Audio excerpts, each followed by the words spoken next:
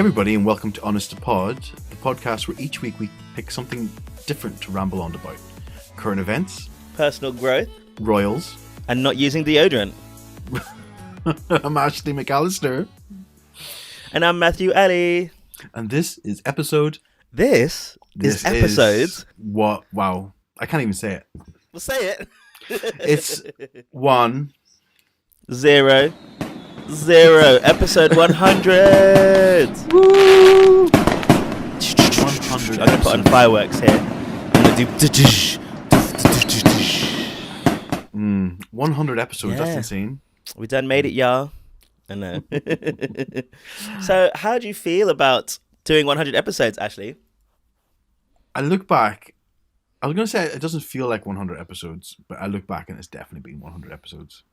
It's but 2.5 years now, isn't it? Is it 2.5 Something years like that, yeah.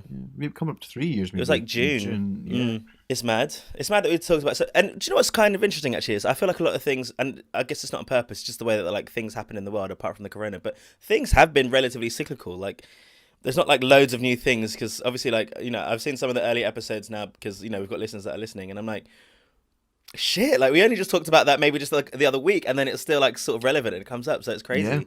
Yeah. That, whatever we talk about is just same old. It's usually somebody with religious views who hits the gays, or somebody You doing it about yourself? or somebody who is prone to white sheets who hits the blacks. The world is messed up still. It's messed up. If doing the podcast for 100 episodes has taught me anything, it's that the world was messed up 100 episodes ago, and it's going to be messed up in 100 episodes time. See, this is what makes me really anxious, especially because like we're going to talk about what we're going to talk about in a minute. But I think because we're taking the time to like look into information and things that are happening, which I never really did before, I'm probably more nervous now because I'm more aware of what's going on. I feel like I didn't have any awareness really what was happening in the world, and it actually scares me. At some points, I'm like, oh, maybe the world could be a decent place or a better place, and then other times I'm like, fuck, it is disgusting. It is disgusting. So much work to be done, and I would say probably half the world doesn't want to change. That leads into nicely what we're going to talk about in a bit, because I'm shook.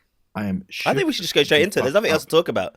My week, and I don't take any more minutes away. My week doesn't even compare. This is the highlight of my week. This is probably, we're talking about this, like we're saying, it's probably going to be the most watched TV thing in the week, and I'm like, man, I'm thinking the year, if not 10 years. This is massive. Well, apparently on Sunday, so we're talking about, we haven't actually said it to be fair, but we're talking about, and it'll be in the title as well, I'm sure. Oprah Winfrey's conversation with Meghan and Harry. And we have our feelings, which we didn't speak about it before, so I'm quite interested to see what we have to say. But on Sunday in America, there were 17 million views on that day, and then I don't know how many there would have been yesterday, but a lot I looked this morning, but it hadn't been released yet. My mum didn't watch. She's a Meghan hater. My mum's the same. Yeah. My mum's exactly the same. She hates Meghan so much. So what's your thoughts then, Ashley, about, I don't even know, the interview? I mean, what we were just saying as well, listeners, we were just saying this before, it's like, the more we're sitting here Tuesday morning, there's just, every single time I look online, there's something new or something different. I was reading something about blood diamonds today, and I was just like, I don't even know where to go. I don't even have the time to put that into where my thought process is going. I'm just going to be straight up and say, this time yesterday, I was in a very different mood about this whole thing. I was watching Piers Morgan, and I had obviously believed the spin or the narrative that the media has put out, without ever overthinking it, just thinking, well, it is what it is. Like I can see it because it played into what I already thought was going to happen. Like I already thought way back when, before they were married, she's going to come in, she's to me, and that hasn't changed. I still think she is a social climber. Meghan is a social climber. She has climbed her way to the very top. Well done, girl. My opinion on that hasn't changed. And I did think she was going to get into this wedding, get a baby, and then exit. In my head, why? Why did I think that? I didn't think that she wanted. I don't think she wanted to give up Hollywood. I don't think she wanted to give up her career. Because she portrays. She says in the interview that she wants to do that. I didn't think she wanted to do that. So I was thinking, because she portrays being this powerful woman and she stands up for women's rights, and I was like, well, why are you sacrificing all that to be always second to your husband? Because you're literally entering into a system which puts you below your husband. It's the way the royals work. So I didn't believe it. And to be honest, I still don't. I still think she's a social climber. But yesterday morning I sat and I was Piers Morgan I sometimes believe and sometimes don't. I sometimes agree with him, sometimes don't. And I was just thinking, well, his narrative sits exactly where I think it should be. And I was then building up in my head all day. He said, well, apparently, she's asked these questions and she's, her acting isn't that good. Like we've all seen her in Suits. And she is. Oh, fuck off. She was good in Suits. Shut up. Suits is excellent, and she was great in that. I'm not having this. People just start picking out random things to hate about her. Do not hate on her performance in Suits. She was really good. She was. Did you watch Suits? I watched it all until those two left. But spoiler alert, they leave. But what I will say, I sat there last night and I was shook the fuck up because it was. There's things I believe about the interview and things I don't believe about the interview. But overall, my takeaway is my opinion of her has changed so much. I have a lot more respect for her, for what she went through. And I genuinely just left feeling embarrassed. I had such a negative opinion before. I was like, disgusting. I just thought she was this person who came to cause turmoil. But did you have that same thought about Kate Middleton then? I don't understand. Or anyone that marries into the royal family. No, Kate Middleton. The thing is, it's different because Kate Middleton was a nobody before she became a massive person. But how would that not be like the opposite? Like someone who's a nobody is finally this massive somebody. So they almost like seek out to be with a royal as opposed to someone who already knows what it's like to be famous, who already has their own platform, who already has their own job. I can't really like comprehend how people be like, okay, Meghan is a social climber, despite the fact that she already had her own level of success and fame, whereas someone who didn't have anything had an opportunity to become something and did. I don't get why that is different. Well, I mean, I have a few reasons as to why people might think it's different. Well, I think it's different because to me it's different because Kate came from money. She went to a good education. Her meeting of William is very organic. They went to the same university. It's loads of people meet partners at university. It's a very different story. Meghan's is different because I don't know, maybe it's the American thing. She's an American coming over. I don't know. It just felt like, given that she's been married before, went up, dumped people to move up. It seemed to me, and again, it could be just misconstrued by media, that she left her family behind, sacrificed this to step up and step up and step up. And it just portrays this social climber. I'm not saying I'm right. In fact, I probably... You're definitely not right. Well, you don't know I'm definitely not right. Your opinion is that I'm not right. After watching this interview yesterday, like I said, my opinion of her has totally changed. She came off so well. She's smart. She's well-spoken. All right, you stop saying these words about a black woman, okay? Because they're the things that people do not say about the fact that a person of colour is well-spoken and articulate, okay? Because that shouldn't be a surprise that she's intelligent or not. It's not a surprise that she's... you could put anyone in that position, regardless of skin. I'm not making it a skin thing at all. You can put anyone in there, regardless of their skin colour, and they could go on there and make a tit of themselves.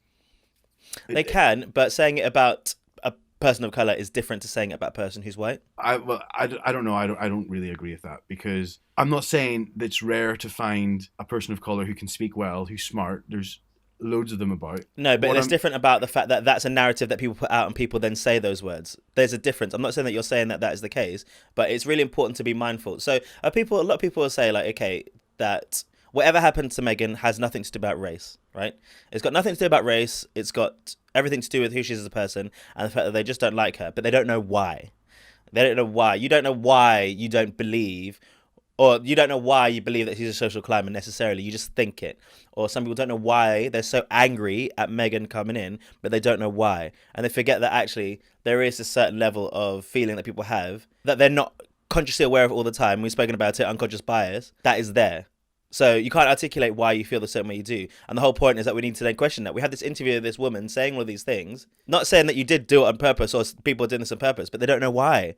And then people are saying, well, why don't you think about that? Have you considered it might be a racial thing? And they're like, no, it can't be, because I'm not thinking about that. But that's not the whole point. The whole point is that it comes from within.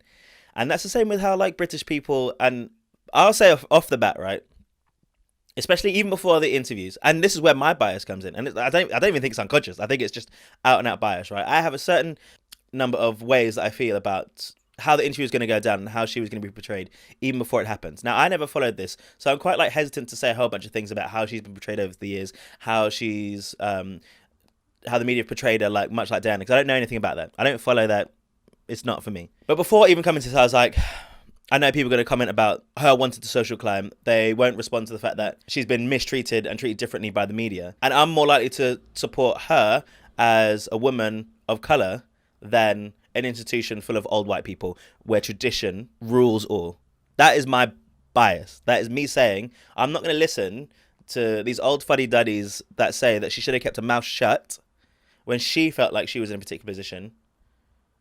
Because a whole bunch of people are going to say that anyway. And lo and behold, they did. The good thing is, a whole bunch of other people have also said, no, we really need to listen to what she has to say. Even if she says things like she wanted to kill herself or she wanted to commit suicide, and people say, I just don't believe that. There's no harm in believing her and protecting her, even if she is lying about it. You know, like being a social climber, then the outweigh of, okay, she's getting this absolute hate, being treated the way that she's... No one deserves to be treated that way. We know that. We know from the new Britney Spears fucking thing. We know from Caroline Flack, she shouldn't have been treated the way that she should have. And then that caused her to kill herself.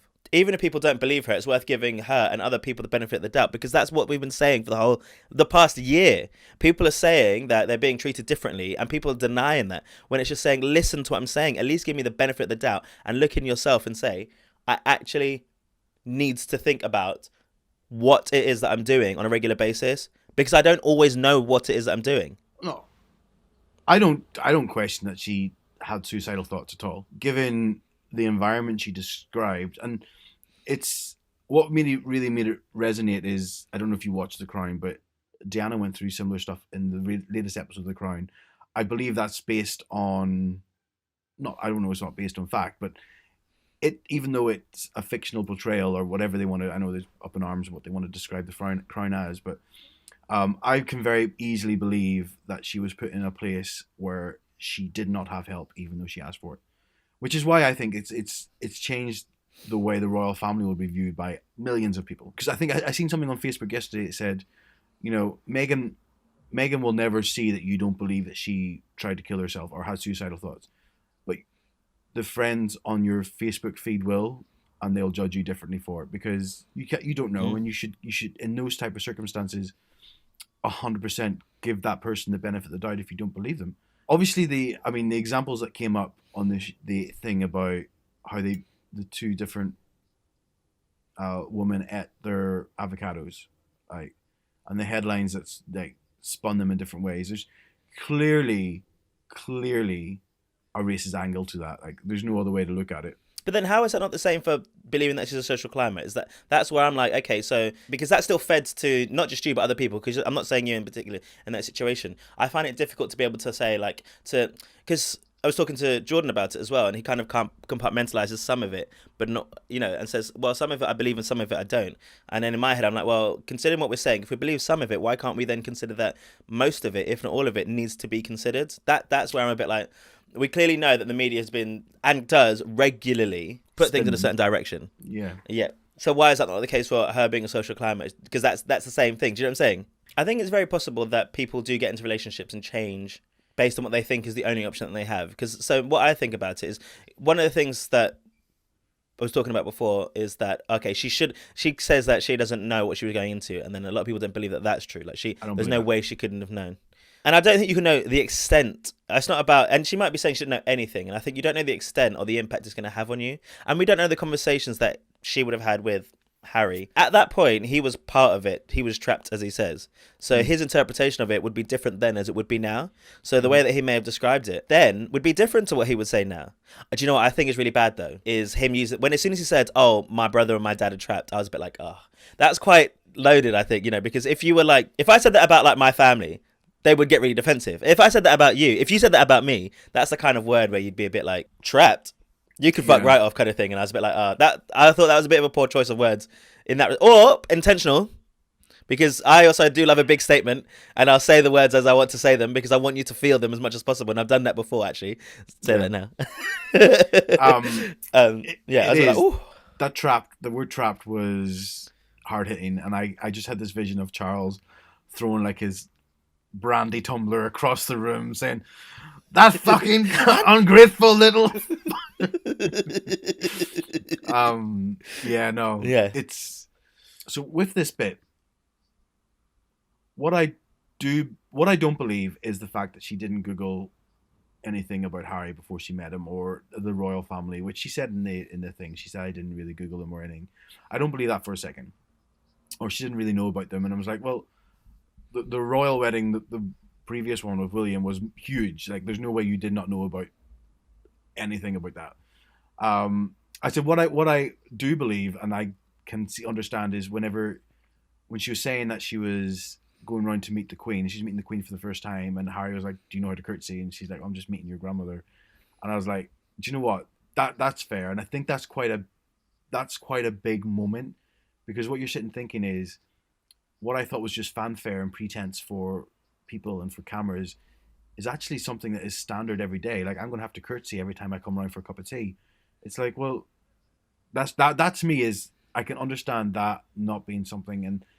And then when she said that, and I think it was very well constructed in the interview, that was said very early up, because it puts a lot of people off guard of what they think it's like going in. Because at the end of the day, she's in this unique situation which no one else has been in. And as much as Piers Morgan likes to give off and rant about it, he has no idea what it's like to be in that position. Tell you what's wrong with him. Him and Meghan used to be friends, and she one day stopped returning his calls. That's pissed him off. And yeah, innit? And now he's just livid. Yeah, he's like... Talk about social climber. Well, I mean, Piers Morgan is a piece of scum as well. Do you know what I mean? It's as much as I sometimes agree and sometimes don't. Yeah, and we haven't even gone into the big part yet. I was thinking about this too, actually, because Harry had black socks on with these brown shoes, and his ankle swingers were so high, and I was like, what is this? That is exactly what is this? That's exactly Innit? Yeah. I was like, why are these trousers so high? And I feel like he should have some nicer socks or something. It just really confused me, because his suit was really nice. The suit was nice. The shirt combo was nice. Just when you seen the leg, and I'm going to say his legs look quite small as well. But the socks and shoes were just a no, Harry. I was like, what is this? I couldn't focus. I was like just looking at them. I was like, I'll tell you something else I didn't feel. I didn't feel Oprah's glasses. I wasn't there for those glasses. I didn't mind that. Do you know what? I'll say this. I'll say two things. One thing I didn't care for was them going into the chicken coop. I hate anything that's like, oh, look at me in my normal life. I hate it. I can't. I hate it. I do. Yeah. Any situation where it's like, look at me in my natural habitat. Like, no, bitch. No. I'm not having it. I'm not having that. All right. Just sit on the table, have a conversation, and just be real. But I didn't, I was a bit like, okay, get away from the chickens. But unless they did the interview while walking around the house, that was a bit, because things come out when you're walking, and in it, yeah. Oprah's really leading with like her questions, like, but you did say this, didn't you? But you did say that, didn't you? And then I thought she was brilliant. Oh, brilliant. Okay, I'm not saying it was bad or good. All I'm saying is she'd be like, but that's racism, isn't it? And then Meghan has to be like, well, if that's what you assume, then that's what you're saying. Then I'm not saying I'm disagreeing with you, because she does try to throw in some words in their mouths, But then, it is a point, because I think there's a level that Meghan and Harry are still trying to, they want to suggest and hint at things. So I have a feeling, because something that came up was, why did they not say? Actually, let's talk about what you want to say first, because I think it leads into what I was about to say. The big thing is about the race, right? No, it was about Harry's socks. Oh, was it actually? Could you imagine if I just overlooked that whole part? You would be like, I have to question my friendships. No, it was about that moment where it was revealed, the conversation had between senior royals, who is allegedly not the Queen or Prince Philip, about what colour, how dark the skin would be of the baby, of Archie. Okay, because I hate to speculate. I'm not really one of the answer people. I don't have the information. But on like the WhatsApp group, just everyone was like, "It's this person. It's that person." Who do you think it is?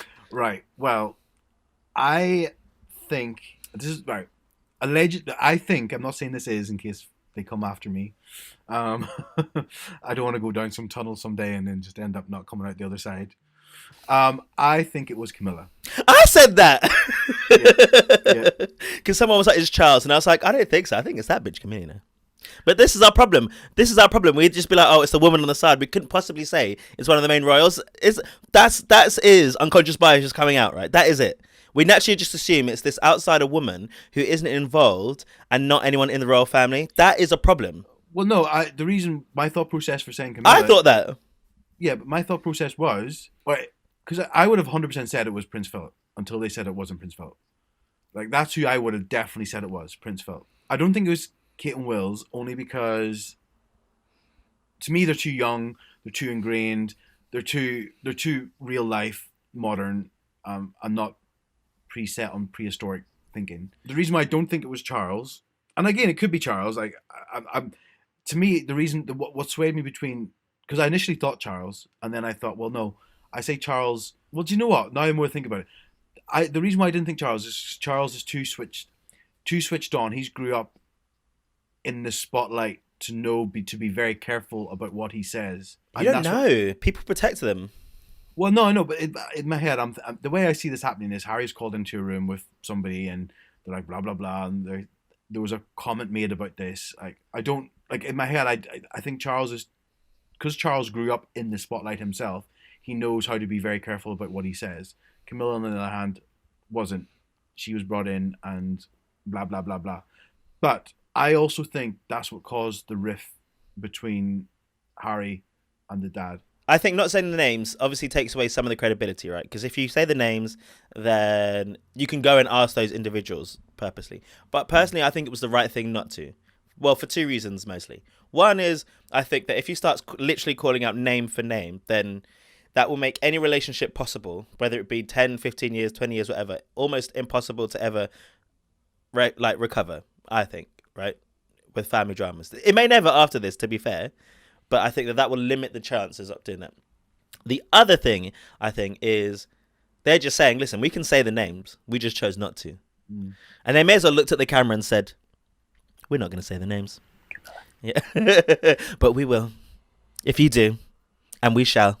If you will. Like, they may as well just say that. That's what I think as well. So they're basically just holding it in their back pocket to say, like, we'll see how you respond. And then, if it's not how we feel, which is, who even knows what they want. That's the thing.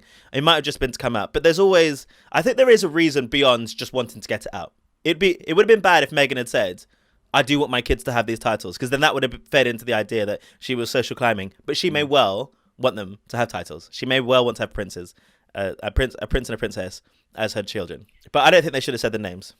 I don't think you should have said the names either. And I think on the subject of titles, because I left thinking again after watching Piers Morgan yesterday and not actually having watched the thing myself, thinking, well, yeah, why, they earn a lot of money. Why don't they just pay for their own security? I get that. Then I was thinking, well, to be fair, one of the whole issues that I have beef with, but it's set in stone, is that Donald Trump has his security paid for now because he was in that position, and now he's no longer in that position. He still gets security paid for and a salary and whatever it might be. I can understand where she's coming from. They're not getting security because they're not titles, and they don't get titles until they become the grandkids of the monarch. So when Charles becomes king, then they get titles, and then they'd get the security. Whether whether the palace or institution like them or don't like them, they should be protected from this, and it shouldn't cost them anything. That's, in my head, if we still continue to have a royal family, because that's one thing I think will be looked at quite heavily. Not in our lifetime. I don't believe that we'll lose the monarchy in our lifetime. There's no way. You don't think so? I don't. I really don't. I hope you're well. I would be absolutely shocked if something would happen to the royal family. I would be upset if something happened to the royal family, but I would not be surprised. I love a royal family, like I love it. But that being said, this has changed my opinion. Like, if something had happened and they were to go, I would be like, well, you didn't evolve and grow with the rest of the world, and you did this to yourself. I have a strong distaste for the idea about tradition in general. I hate the Yeah. idea that people think we need to do things based on that it was done, but not the reason why it should be done. Like, that doesn't sit well with me at all as a human being. So I have no care for tradition and the fact that because we've had a queen and a monarchy, that we must have a queen and a monarchy and all that sort of stuff. I'm like, that doesn't make any sense. Now, as celebrities and people that bring money to the country, all that sort of shit, fine. The merch looks nice, good. The events are nice, fine. But I really couldn't care less about tradition in this sense. I think to Yeah. me, it's a status thing as well. It was Stephen Fry that I think on one of his interviews said having a monarchy, as much as it makes zero sense that this one family is elevated and it just stays elevated, but having a monarchy, like, could you imagine Donald Trump going every week and kissing the hand of somebody with more power than him? It would humble him and it would bring him down to say, you're actually still serving your country and you're serving me. There is a benefit to it with regards to, but I get why people think this is just stupid. Like, why is this one family elevated above the rest of us? And I can understand why. Just because they were born into it. Like, that doesn't make any sense. No. At least in, like, fucking politics in America, like, people are fighting for that shit. They're killing people for it, right? To become this fucking president. But these people are just born into it. And he's saying, and then people are getting upset with their privilege and his privilege because, oh, you know, why shouldn't they be happy they're in this position? He's like, I was actually born into it. Like, it wasn't a choice. And if I choose to leave, I should be able to have that choice. Because if you're born into a position of privilege and you choose to not be a part of that privilege, that should be such a negative thing. What you're saying is I just don't think it's right that I must have all of this when I didn't ask for it. What I found also weird is how they talk about the family versus the institution. In my head, this just has me, like, in my head, I have this vision that I know he says Charles and William's trapped. I think, like, the Queen's trapped. Like, I just have this vision as, like, the Queen wants to do something. They're like, no, you can't do that. Like, it's all controlled. 100%. I'm like, this. Before, I would have cut off my left arm to be a royal family member. Now I'm just happy sitting chilling on this podcast with you. I'm fine with this. This is as high as I want to go. I think it's difficult because you obviously do get a certain level of privileges and stuff, but it was very clear that you don't get control of what you want. Like, I very much believe that they don't have anything in their pockets. Do you know what I mean? Like a fucking phone. The passport being... I was like, yeah. wow. Yeah, you can't leave, but not to be able to leave the house when you want to is outrageous. Not being able to, you know, eat when you want to, apparently, or whatever. Do you know what I mean? Like, I believe that because it sounds like I can imagine in a big traditional institution where image is everything. You know, the reason why they have the relationship with the media is their image. Their image is who they are. If they don't have their image, they don't have anything, really. Fundamentally, isn't it? That is it. Yeah. Their brand is their image. That is all they have as a royal family. You know, because they don't have the power, because the government have the power. The Queen technically has it, but they don't govern the country. They're not controlling it. They don't make decisions, fundamentally. So their literal power is just their media presence, which essentially is celebrity. That's it. So, you know, they have to curate it. They have to make sure that this image is made in a certain way so that people believe this so they can still love them. I'll be interested to see what the royal family do respond, because they could be super, super defensive and do what they did when they found this was going to come out and say that Meghan was bullying her stuff and covering up about Prince Andrew, which is the thing that when Madeleine McCann came out, when they were like, oh, something's happening in the world, Madeleine McCann's being found. No, fuck off. That's just a tactic. The thing that annoys me is the whole hoo-ha they've made about Meghan might have bullied people, she might not have bullied people. That's here and there. You have to believe it as well as you don't. Like, take it whatever you believe it in. Like, I agree. I agree. I'm not saying she didn't. Exactly. We don't know. You have to just still believe it. But to make such a song and dance about this with Prince Andrew, fuck knows where he's at. And it's like, wait a minute. There is bigger things happening than Meghan putting some staff out of joint. I get it. Deal with it. One of the royal princes is suspected of being a pedophile and being part of this pedophilic ring. And you're trying to brush me over with Meghan doing hoo-ha. I don't no. No. This is not right. I'm hooked, and I feel stupid for like caring about it so much because it's basically, to me, it's just celebrity. It really is. This is but epic, it's big. It's a big deal. Things, yeah. If you had to speculate now, what are the palace going to do? I think they're going to kill off Philip this week for sure. He may already be dead. He probably is dead. They'll just wait to release it until a time that suits them. Well, that was as well that they actually officially got married 3 days before the ceremony. I'm like, mad. It wasn't an actual marriage; they were just vows, but they had their own private ceremony. But they weren't married at that point. They got married on those days, but they just exchanged vows apparently. Okay. Which someone online was like on a news article was like, oh, they didn't actually get married despite they said it. I was like, it's really not that deep. Okay.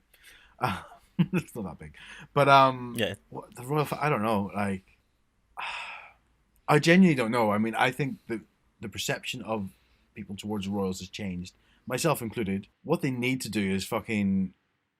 I don't even know. Like, I don't know. I think they're doomed. Like, I don't think there's any coming back from this, in my opinion. I think it's big. Yeah. I don't know if it's that big to throw out the entire monarchy. I think that is massive. But I think what people will want is they'll want blood. People will want blood. People will want to know who said what, when, and where, and why. They'll want that. I want that. I want to know who said it. I want to know. We're never going to get it, which means we're never going to be satisfied. We're not satisfied. We're not going to be happy giving money to this people that, well, I guess 50% of the population won't be happy giving money to this family that it's now becoming clear have so much institution, not the family, giving money to the institution that has just so much control over stuff, and don't care enough about the people they're controlling.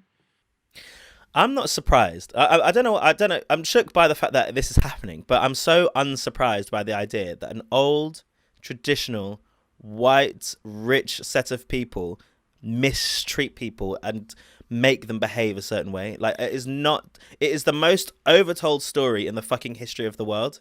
But like, it's so unsurprising. To me, it's not the family though, is it? It's the institution. Like, I'm not saying the family, the institution. Tell me if any of them, okay, this is me fucking speculating, if any of the people that are in this institution that with control are not white. 100%. 100%. Yeah. And haven't been there for many, many years and haven't said that they need to portray a certain look.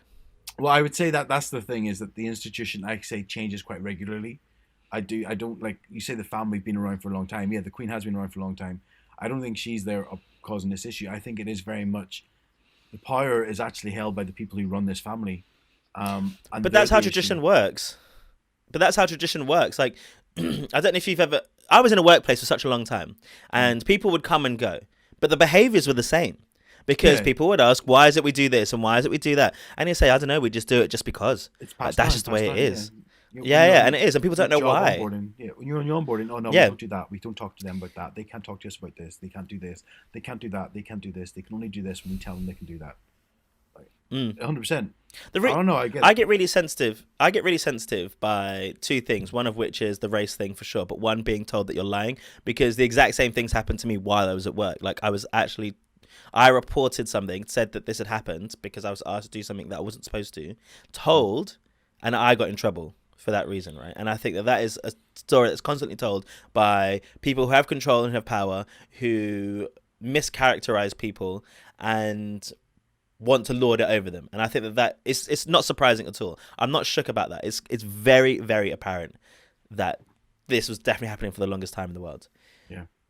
I'd like to think or believe it'll never happen, but I'm going to say it anyway, that by the end of this week, there will be a formal, I don't want to say apology, but acknowledgement that things need to change, right? It'll be the most basic thing they can do. They won't apologize. Then there will be some sort of article or something that says that Harry was in contact with William and that they had talked things out. But they won't be in person because they can't and whatever. But you'll never see them together for like a year. You'll never see them together. There'll be something that says, okay, they've had a conversation, they've sorted it out. You know, they're working towards their relationship. I think that's the most that can happen, and I think that's what will happen. They'll never apologize for what's happened. They'll most certainly won't admit, but they will say that we do need to address certain things. And I think they'll get their security paid for. I think so. I think so. Which hurts me because I had these visions of me walking down a beach in Santa Barbara and bumping into them and being like, hey, let's go for mimosas.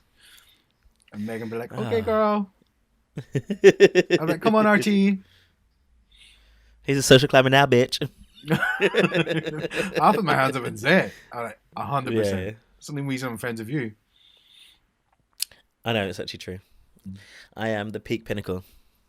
But if All right. if there's only like 2 or 3 people in the world, my mum included, who have not watched that thing, you have to go watch it. It is insane. This week we have another guest on as well. We have our friend Alexis Court with us today. He is a skinfluencer, a term that we just found out. And as some of you may know, probably don't, that skin is very important to me and to us. And I really wanted to get him on just to give us some hints and tips and tell us a bit about his practices and what he likes to do and why it's important to have that self-care and that love for yourself, you know? We're saying we want to be kind to Meghan, we want to be kind to people. You also need to be kind to yourself, and it's really, really important to do so. So we've got Alexis Court coming on. It's like Mother Ruth says, if you can't love yourself, how the hell are you going to love somebody else? Can I get an amen? Can I get a gay man? I don't like that term when people do that, but yeah. So yeah, here's Alexis Court.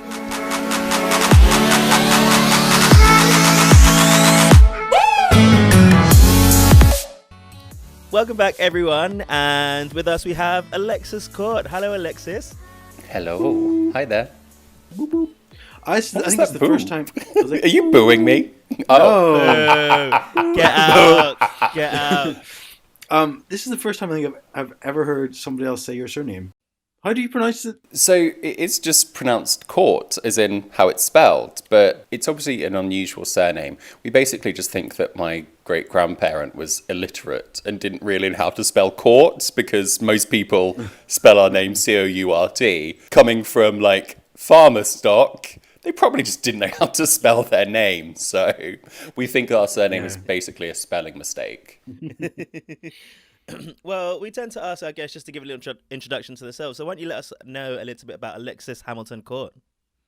I guess in what context? Because I kind of, like most people, wear a few different hats. If you're going by, or I was nearly gipped to what I said. If it, like, so you're allowed to vomit at this bit.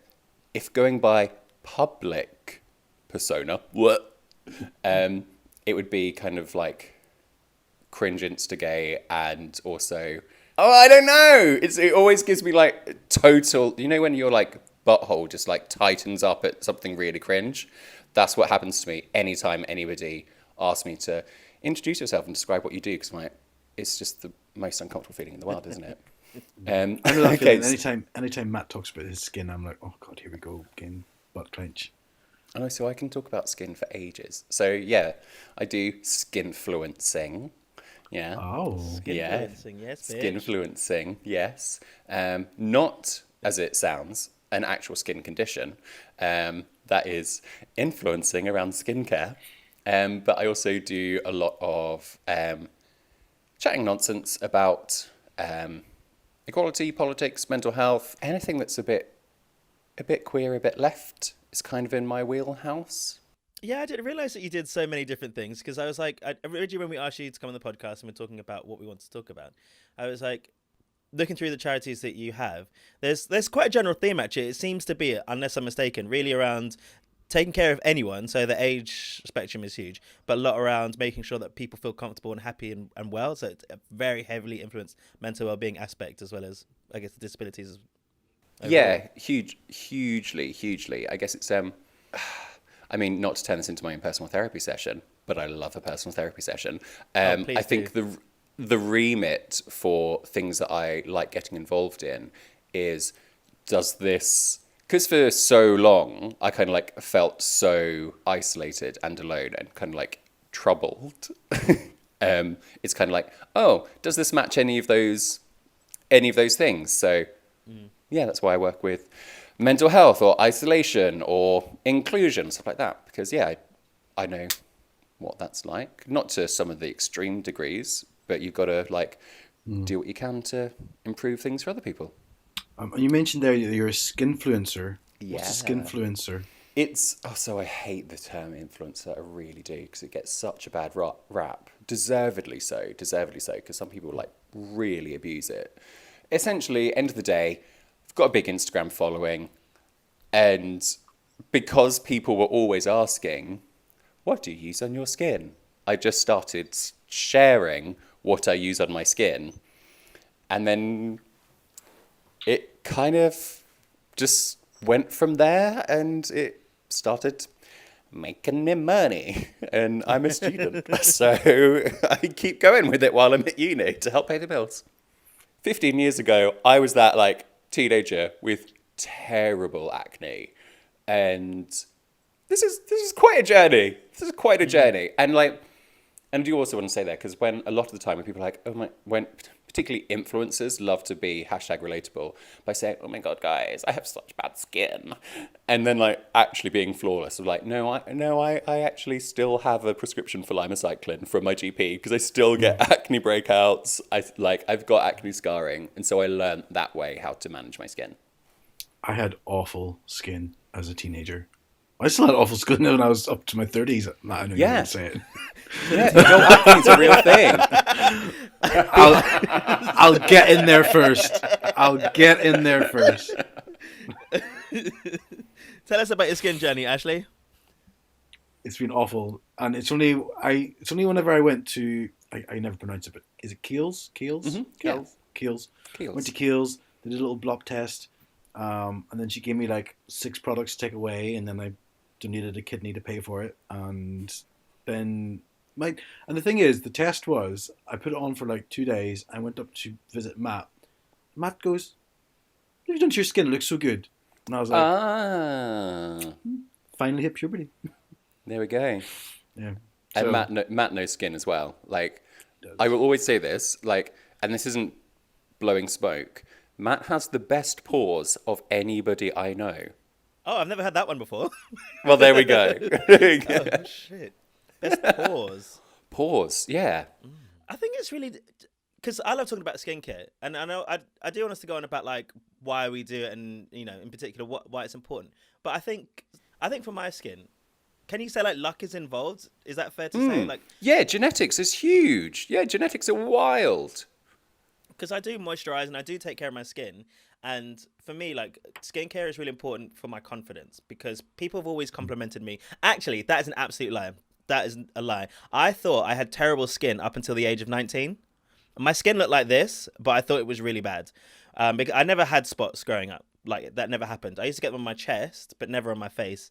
But for some reason, I thought I had horrible skin because I thought I was really ugly until I was 18. And then I turned 18 and everyone was like, oh, your skin this, your skin that, blah, blah, blah. And I was like, nothing's really changed. I've always just moisturized this, that. But I guess it's just working out that I've got a yellow tint undertone. And it seems to make my skin look like it glows from the inside out. Yeah. I mean, let's also be honest. You do use a face mask. Because I can think of several times when I have commented to you, like, your skin looks really good. And you're like, oh, yeah, I did a face mask last night. Yeah, absolutely. Like, I do that. I used to do... I don't do it that much anymore. So I have dry-prone skin. And I think you both... Like, you said before, Alexis, that you've got quite oily skin naturally, is it? I've got oily skin naturally, yeah. Which is great because it means that I age slower. But also means... Is it? Yeah. Yeah, people with oily skin, we age less. We age slower. Yeah. I guess so. It's like a natural moisturizer lubricant kind of thing. Exactly. Yeah, exactly. But actually, because you thought yours was greasy, but they said at Kiehl's that it was like a combination skin, so like dry underneath, but like oily on the top or something. Yeah. So I always thought mine was greasy because it always had this like really odd glow to it. Like the sheen was, it looked like the shard in daylight catching the sun. But I went and they did this and they said, oh, it's because my skin is too dry. So because my skin's too dry, it needs moisture in it, and it will stop producing oils when it's not as thirsty. But they said that you can't hydrate your skin through drinking water. You have to literally through skin application. Oh. That bitch lied to me to sell me product. And I was like, yes, I'll take that hydration pump. I mean, you can... Yes, moisturizers work brilliantly. And yes, they are great at putting moisture back into your skin. But if you are not drinking enough water, if you are dehydrated, it shows in your skin, in the size of your pores, in the color of your skin, the elasticity of your skin, the plumpness of your skin, the firmness of your skin. So it's a really, really basic thing. But if you're not drinking enough water, your skin's going to show it. So she was just lying to you to sell more product, and that happens a lot. I fell for it. It's fine. Well, your skin did look excellent, though, to be fair. I think what Matt pointed out earlier on as well is that a lot of confidence comes from the way you look at yourself and how you think others perceive you. And that was a lot of my struggles growing up with my confidence as a teenager, was horrible spotty skin. I had such low self-esteem. So do you find, if you're being a skinfluencer and also an advocate for mental health, is there a lot of crossover in your experience between the two? Maybe not specifically skin, but with regards to appearance or physical well-being. I mean, I really think that there is, because I think we can really easily dismiss skincare as being, this really like flippant, unimportant thing. And is it the most important thing? No. Are we solving conflict in the Middle East? No. But actually, skincare is self-care, and it can have a really, really transformative effect on how you feel about yourself. We put our bodies through a lot. Like we push them in the gym. We like go for long runs. We play rugby. You get hurt. You go on diets. You also have to be really nice and kind to your body as well. And it's scientifically proven that actually self-touch, and yeah, you can have a little bit of a giggle about that, that self-touch is really important and positive for your mental health, and that it's really soothing. So if you are taking half an hour at the end of your day to really calmly, slowly wash your face, switch off from the day, put on a serum, do an exfoliation, not in that order, mask, like put on a night cream. All of those things are a really almost meditative practice. And then also when we're talking about like getting prepared for things, we literally use the phrase, put your best face forward. So give it your best face, because it's also a way of preparing yourself. And this is not groundbreaking. Shocker. Gay men grew up with poor self-image because we grew up with a society that told us innumerable terrible things about ourselves. And so that shame, that toxicity seeps into all of us. And that starts to affect how we feel about ourselves. Even if it's not conscious that we're saying, oh, you know what, I was fed really dangerous homophobic rhetoric from society as a child. That's why I feel so bad about myself. That is a huge reason why so many of us continue into our adult lives to feel bad about ourselves, because lots of psychologists know that actually our coping methods and the internal messages that we send ourselves are formed from when we were young. And now if you're listening to psychologists and psychotherapists like Klein, they would say that that's before the age of 5. If you are listening to existential or humanistic psychotherapists, they are saying that teenage years are incredibly formative for how we view ourselves as adults going forward. Now, what happened when we were teenagers? We had Section 28 telling us that we were wrong, that we should not exist in this way. We had all of these messages in the media about, should gay people be allowed to be married? No, it would ruin the sanctity of marriage. Oh no, they couldn't even be parents. All of that on top of just the vitriolic bullying which so many queer people experienced in schools and still experience today. All of that affects your psyche and controls what your inner voice is. And so personally, and I subscribe to this, it's not my theory, it is a theory by psychotherapists and psychologists who have gone long before me and done lots more research into this, but I fully agree with it. If you look around in so many industries which are about presentation, so art, fashion, makeup, film, theatre, music, dance, anything with this aesthetic, you'll find gay men leading there. And a huge part of that is because we were made to feel so invalidated that actually we learnt performance and making things fine on the outside as a way of balancing how we feel on the inside. And so, to be really tangible, in my mid to late 20s, I still had that really, really toxic inner monologue about who I was, and who I was at a core level, at my core being, as being this horrible, really toxic person, that it led me to exhaust myself, burn myself out. Think about how many gay men do you know that really overcommit and try to do 110% at work, try to do the most in their social life, try to have the best body, try to go on the best holiday. They can't just have dinner for friends. They have to do a full spread. We can't just bake a cake from a packet. We've got to be those gays who make some amazing bake-off-esque creation. Because so many of us have this inner feeling of we're not worthy. And actually, skincare is a way that I remind myself that I am worthy. Yeah, I absolutely agree. I mean, I don't know if you read The Velvet Rage, but that comes up a lot about the way that gay people compensate because of that inner feeling of sort of self-hate, or way that society at that time has made it feel. And I hope that changes for gay people now, but I feel like that is the same battle for a lot of other demographics beyond, just gay men as well, if anywhere on the gender sort of queer spectrum. What is the good routine to use? Is it a case, because is it cleanse, tone, moisturizer, or tone, cleanse, moisturizer? I just think in my head, as long as they're all going on my skin, it doesn't matter. That is absolutely why, oh God, I shouldn't have said it, but now we're going to keep on saying it. This is exactly why skinfluencing is a thing. Because also, if you think about, and this is going at a really typical broad level, women growing up learn how to manage their skin and hair from friends, from the teen magazines that they read, from their older sisters, in the school environment, from their mum. Who taught you how to look after your body?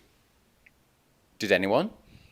I didn't even get, and the closest a lot of men come is their dad teaching them how to shave. Now, I was a teenage cutter, so my parents didn't even want to give me that lesson on how to use a razor. Yeah. So I had an electric razor, so I didn't even get that lesson. But we don't get these lessons growing up. And so actually, there are loads of men going well, what do I do? And marketing has rushed in to fill that gap by making men feel, safe. I'm oh, well, I don't know, but it's got man on it. But also playing into fragile and toxic masculinity by saying, don't worry, this isn't going to make you gay if you put this thing on your face because it's black and it smells like a concept. I find makeup quite interesting though, because with skincare, I think there's an element of you're actually hopefully protecting your skin and you're healing it. Makeup is quite different because it is a cover up, and I do believe that people should present what they want to in general, and what makes them happy is important. But I do have my questions as to how makeup might affect you, how you see yourself visually, because it isn't necessarily an accurate representation of who you are. What do you think about use of makeup in general? I kind of adopt the policy of good for them, no good for me. Personally, I do not like the physical feeling of wearing makeup. I don't like it. But there are people out there who are amazing artists with it and do wonderful creations. And if that's how they want to express themselves, brilliant, power to them. There are also people who have, like we did, acne, and use these products as ways of covering that up. If they want to, absolutely great. And I would be lying if I said that I've never done that. Clearly, I have. If people want to express themselves through makeup, fantastic. If people just enjoy it, fantastic. Ashley, sorry, you asked about what's a good standard routine. And I went off on a rant about how we didn't get this education that would tell us it. And essentially, if you are washing your face and moisturizing, you're sorted. If you would like to do more from there, by all means do, but you don't have to. And it's all about what is right for your skin and how much time you want to put into it, how much disposable income you want to put towards it, if you enjoy it, or what results you want to achieve. Using a good cleanser, and when I say good cleanser, what I mean is anything that doesn't strip your skin. A lot of marketing can make us feel like that, that like squeaky clean feeling on your skin. Do you know what I mean? I think so. Yeah. It's almost drying though as well, I find. Exactly. But you can over clean your skin and you can strip away loads of the natural oils which your skin genuinely needs. So find a cleanser which isn't stripping your skin and work out one that works towards your skin type. So what will help is avoid anything with artificial colours in it. So these brands that have like bright orange or like bright blue, no, don't put that on your skin because that's just going to dry your skin out. Like something which smells really heavily, fine, if that's how you want your face to smell, by all means, you do you. But that artificial scent is an alcohol, which is stripping your skin, which is going to overstimulate oil production and make your skin more irritated and more likely to be red or breakout prone. If you are exfoliating, and personally I think exfoliation is great, no more than once every 3 days. Some people think because again, you're then damaging your skin and you're overstimulating and you're making the problems worse. Some people again will think, oh, do a hot shower. No, you shouldn't be putting really hot water on your face because it would just shock it again. Just go for a nice cool, tepid, like temperature around that. Don't go to any extremes with it. That's what I would say.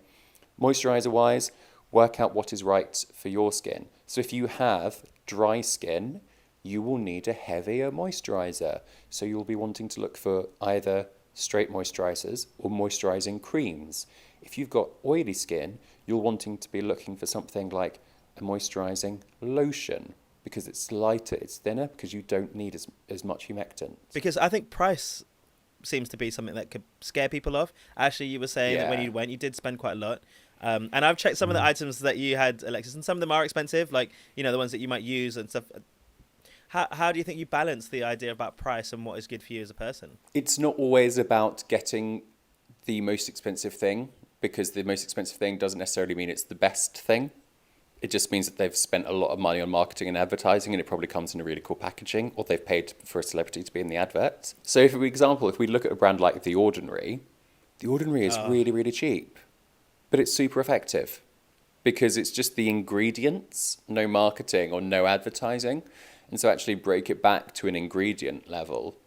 And again, if we look at some of the more expensive products, they're really expensive because they've got loads of perfumes in them. You don't want that on your skin anyway, because it's not good for your skin. So I will not put any old shite like Clarins or Clinique on my skin. And anybody who says that, if you ever see an influencer like, hi guys, I love this Clarins or this Clinique product, they're fucking lying to you. And they don't know what they're on about, because those products are so full of additives. They are so full of chemicals. They are so full of alcohol. They're terrible for your skin. Don't do it.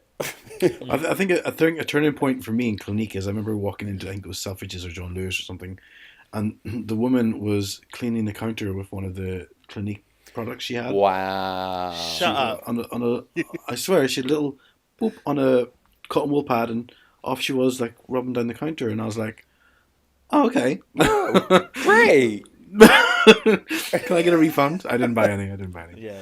Oh, no, The Ordinary is great. One of the more expensive brands that I use is Origins. And it's not even prohibitively expensive. It's £30 for a face wash, which lasts a long time because it's a good quality product and you don't actually need a huge amount of it. So that's not up there with these £50, £60 cleansers. Yes, it's not down there with the £4, nice and, is it clean and clear? That's it, isn't it? It's not down there with that, but you'll get results. I think the same with the Kiehl stuff I got. It was expensive, but it lasted me a long time. 4 or 5 months, I think it lasted me. loads of people in the beauty industry love to rag on it, and everyone's seen it. The St. Ives Apricot Face Scrub, which is like £3 or £4 in Sainsbury's. So I got a couple in my cupboard at any given time. And that myth as well about, oh, you need to change skincare products every 3 to 4 months because your skin gets used to it and stops reacting. It's a load of shite, load of nonsense. I've never heard that. Just, oh wow. It was like a bit of a myth. I've heard that. Yeah. Like I've heard things like you can't use change shampoos, change deodorants, just every so often. So I gave up deodorant. Yeah. What? Yeah, What? I don't use deodorant anymore. What do you use for perspiration? I don't. Because I was really skeptical about this, but for years I heard like some of my more like hairy hippie friends being like, no, you give up deodorant after 6 weeks, your body starts regulating yourself and you stop smelling. Oh my God, it's actually true. That was the first thing I did in lockdown. I was like, you know what? I'm not going anywhere. So March 2020, I gave up deodorant to see if it genuinely worked. A year on, barely used it. And you don't smell. And occasionally when you do in the morning, you're like, oh, I just smell like a human. You don't smell like some like BO troll like I always was fearful I would. Not, I don't know if I could try this one. Trust me. Matt, do it. You've got, how many weeks until lockdown is over now? Give it a test. I think Give up deodorant. I've got a natural pong. I'll put this. One of my biggest fears in the world is the smell, right? And it has been since Same. I was a kid. Like obsessively so. And my right armpit, just my right armpit, has a different aroma than the rest of my body. So I'm consciously aware that I'm like, I cannot let anybody know about my right armpit. I don't know what it is about it, but I would be like absolutely fearful for those 6 weeks. I get it. I absolutely get it, because the first, and I've discussed this in therapy, the first time when I ever became aware of social exclusion was in junior school when I was about 5. And nobody would sit next to this boy in the class because of how he smelled. And I became so fearful of, oh my God, if I smell, no one will want to sit next to me.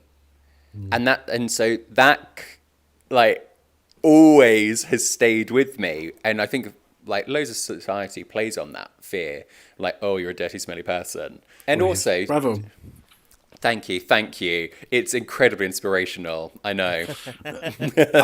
My story. I'll wait to the next pandemic. To try it. You're not going to try it, Ashley? Shall we try it together? Absolutely not. Do it together and report back. No. No, boy. I also just love the smell of deodorant. Like, I love that smell. Yeah.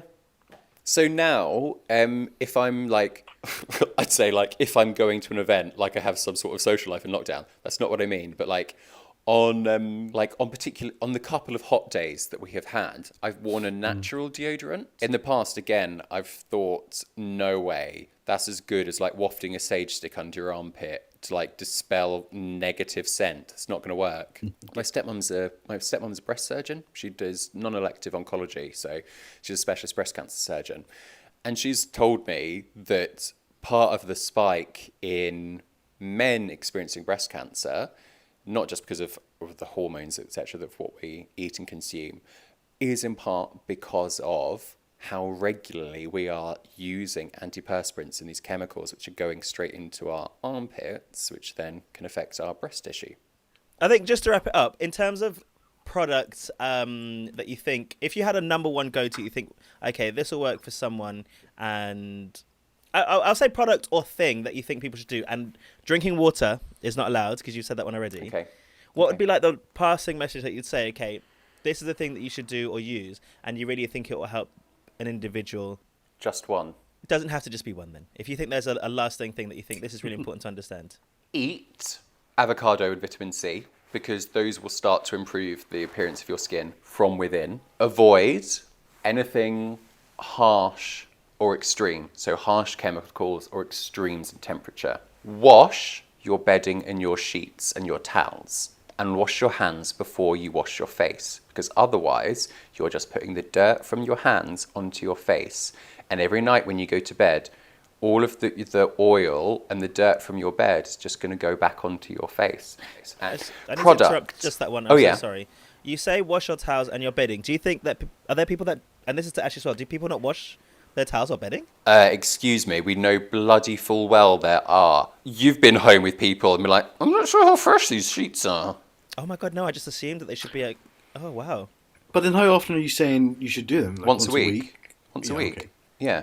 So many people don't. I thought you were saying like you have to change your sheets before you wash your face. Oh God! Oh, otherwise, Jesus. And then I just seen right. Surely not. Surely you don't have like 6,000 pillowcases in your closet. Oh my God! Oh God! Right, it's a okay, new thank day. you for clarifying. No, wash your sheets and towels on a hot wash once a week. Okay, product-wise, okay, I'm just gonna go with my favorite cleanser, which is the Origins Magic Mushroom cleanser, and it's a really, really great, good, relatively affordable, natural cleanser. It's from the Dr. Andrew Weil for Origins collection. It's the Mega Mushroom Relief Cleanser, I think it's called, and it's just fantastic. It's soothing, it's hydrating, it's cleansing without being stripping.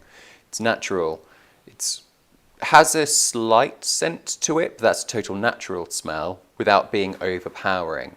And I've recommended it to a whole bunch of people, and everyone has come back and said, oh, you know what, this is a really good cleanser. So I'd say that. And then in terms of remember that nobody else pays as much attention to your skin as you do. And so if you do get a breakout, or you do have some redness, or you do have some dryness, you are putting it under a microscope in a way that nobody else does. Your friends, the person you're trying to seduce, will be paying more attention to your smile, to how funny you are, rather than being like, oh, you know what, they've got a black head there. And if they do pay more attention to the fact you've got a black head there, it's probably not someone that you want to get into bed with. It's a red light, that. So while it is important, do it for you rather than doing it for other people.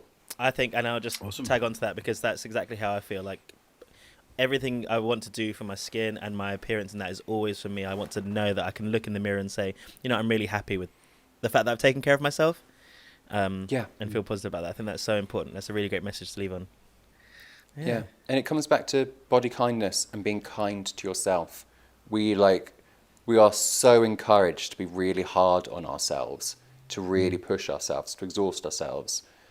This is a way that you can literally, physically manifest some kindness to yourself. And that's really, really important, because when we're kind to ourselves physically, we can start to be kinder to ourselves mentally.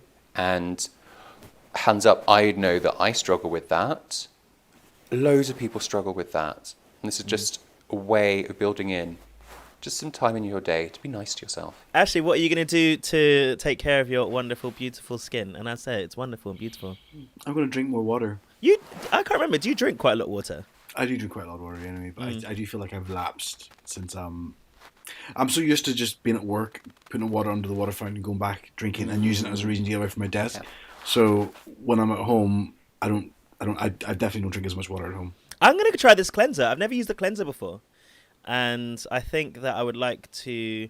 I think there's a fear about products, right? That potentially you can become quite product heavy, if that makes sense, and rely maybe on that. Mm-hmm. And so I'm trying to slowly build that up and find what works for me, because I've only ever used moisturizer. I used a serum recently from The Ordinary, which I've got on about, I think, a lot. I should know, a hyaluronic acid. That's me for life. Their hyaluronic acid is... I'll be using that for the rest... for as long as I possibly can. It is the go-to. And it's only £8 for the serum, and it lasts about a month and a half or something weird, which is mad. It's so good. Exactly. And I love it. I love it. And I think trying something, I don't know if £30 a go. It depends on how long it lasts. I'm an overuser of products. I'm quite heavy-handed. Okay, right. Okay. So I think I just need to manage that. But I'd like to try the cleanser. Mine one's going to be a product-based one. Well, Alexis, thank you very much for your time and coming and sharing your insights. I've been an absolute skinfluencer on Honest to Pod with us today. That's it. Thanks, everyone. Bye, everyone. Goodbye. I'll stop it now.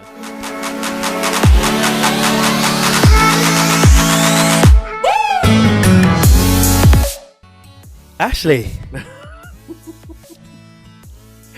Wow. There we go. Yeah, it was. I'm exhausted. I'm exhausted. I'm exhausted. You're gonna get your new lotion. I'm gonna drink more water. We're all gonna hit the Royals. What's exciting is we can now meet for coffee in the park. We keep going on and I keep doing this. What cracked me up yesterday on the news was like, oh my god, like they showed pictures of people meeting in the park for a coffee, and I was like, I've literally seen people playing football. Yeah. They're like, oh my god, I can't believe we have to do this, and I was like, listen, are we gonna play this game? Yeah, no. Are we really gonna play this game? All right. Have a lovely week, Ashley. Thank you everyone for listening, and we'll keep up with the drama that unfolds with the royal family. Bye everyone. Goodbye.